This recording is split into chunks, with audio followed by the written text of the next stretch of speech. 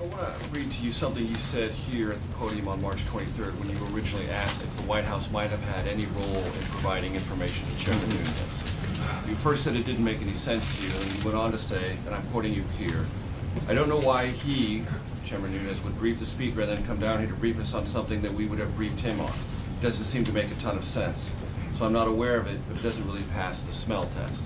There's now reporting, which I can't tell if you're disputing or not, that identifies two people within this White House as the sources of this information."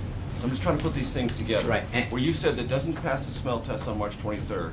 Now there's reporting Well, that I think, it again, is within the White House that they were the sources of this. I'm just trying to put those two things together. Right. So number one, the first quote that you're reading, if you actually go back, I was responding to, I was very clear that I said, based on what Chairman Nunes has said, I believe the following doesn't make sense. That. So I'm gathering that's an that important you've part learned of it. something new since then. So please tell us. Right, what and you again, learned. because again, Major, I've commented on this both yesterday and today, that your obsession with who talked to whom and when is not the answer here. It should be the substance. In the same way that when you guys print a story with 18 anonymous sources, your obsession is the substance. It seems now that you continue to look at it from a backwards prism, which is, what happened, who drove in what gate, who did they meet with, what were they wearing that day, as opposed to what's the underlying substance of this. Did something happen in the 2016 election? Can't the process, from your vantage point, validate the importance of the substance? Well, I think there's a review that we've asked for.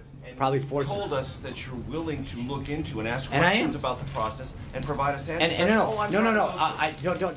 Please don't put words in my mouth. I never said I would provide you answers. I said we would look into it. The responsible thing for us to do is to provide the individuals and the committees who are doing the review the materials that they're looking for, or some of them. We don't know what they're exactly looking for, what they've seen, and what they haven't. Our goal is to be as forthright as possible. They asked the intelligence intelligence communities and others in a March letter for information.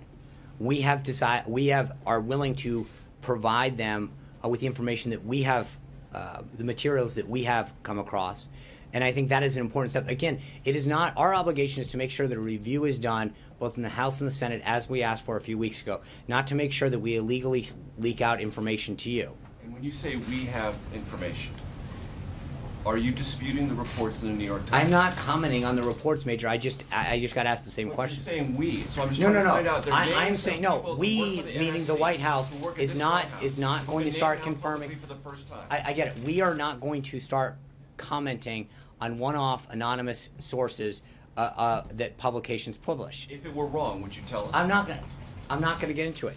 As I just said, I get it how many times you can ask the same question. Did the president direct anyone in this White House or in his national security team to try to find information or intelligence to back up his assertion about wiretapping?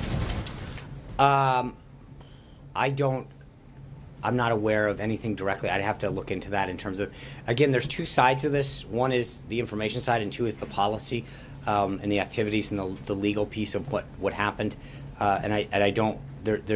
Those are big buckets, if you will. So it's possible. I'm not going to comment on it.